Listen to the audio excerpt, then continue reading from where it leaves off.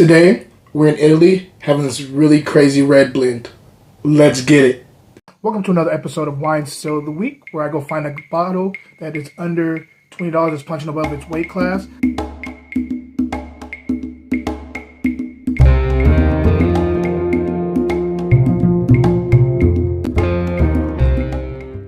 What up, y'all? It's that time again. It's Wine Still of the Week time. Welcome.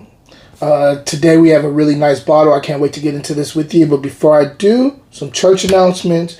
I just want to let you know, if you don't know if you didn't watch last week's episode, I am now doing a blog that's attached to Wine Still of the Week. I blogged years ago and I stopped for years, and now I'm back and doing it.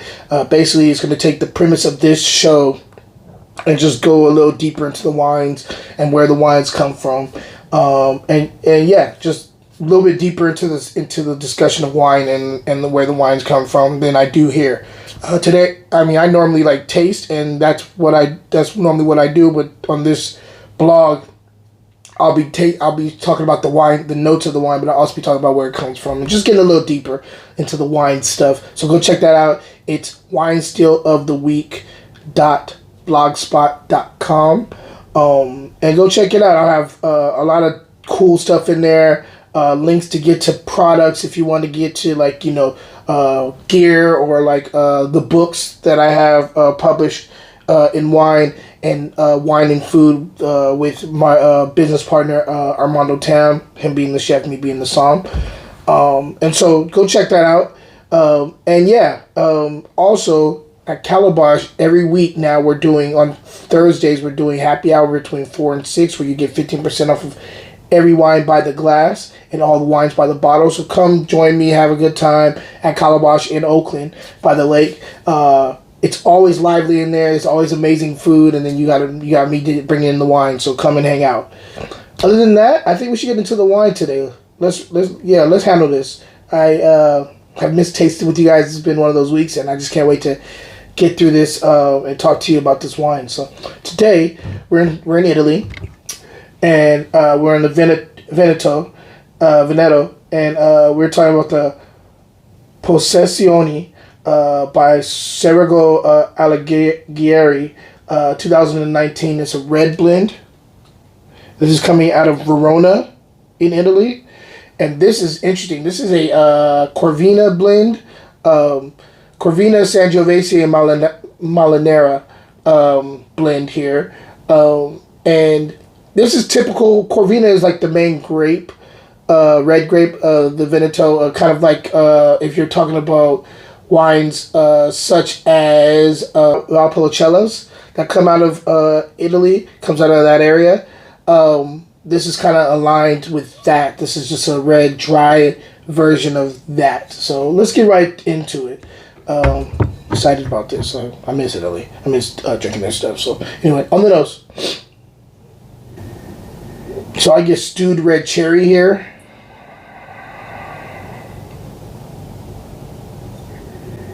I'm getting roasted acorns.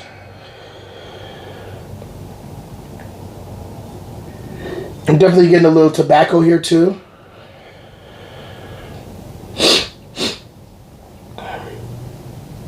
I'm getting old leather mint.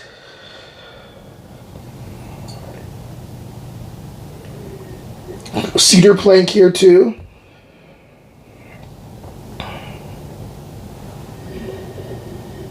And also like a little bit of like the dirty rose petal thing. Let's go ahead and taste and see if everything's translating to the palate. Structure first. Medium plus acid. This has a good amount of acid here. Tannin is. This actually has medium plus tannin too. This has a good amount of tannin here.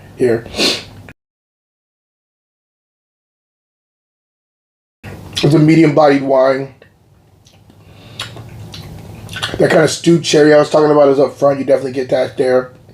As it transitions, it gets really into like more of an earthy, kind of earthy and green type of palette here. So basically, I'm thinking they're probably pressing these grapes full cluster, so you're getting a little bit of like more of a greenness, like because they press it with the stems and all that stuff. So you get like a little bit like kind of like a green stemmy thing going on.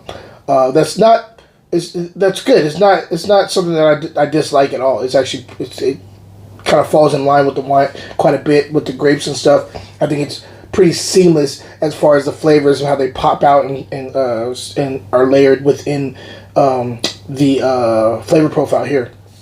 The finish is medium plus on the finish.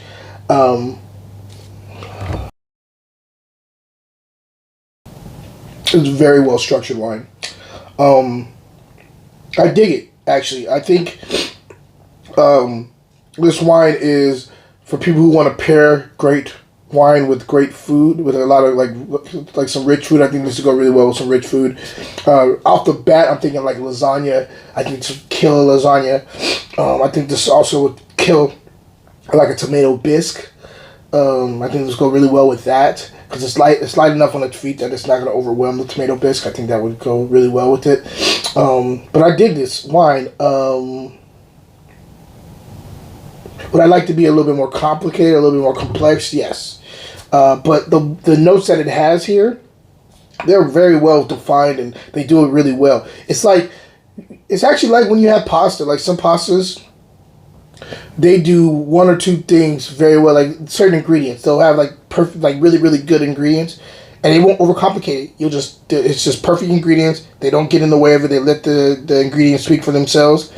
It's not complex. But some of the dishes that come from those ingredients are amazing, and the chef is not really doing too much. He's just letting the food stand and the ingredients stand for what it is, and you get to really get kind of like a really understood and enjoyable taste of the terroir. This wine reminds me of that. It doesn't have to do too much. It's just here what we have here. Taste it, and I'm sure you're gonna like it, and I like it. If I'm scoring this wine still of the week will be right back.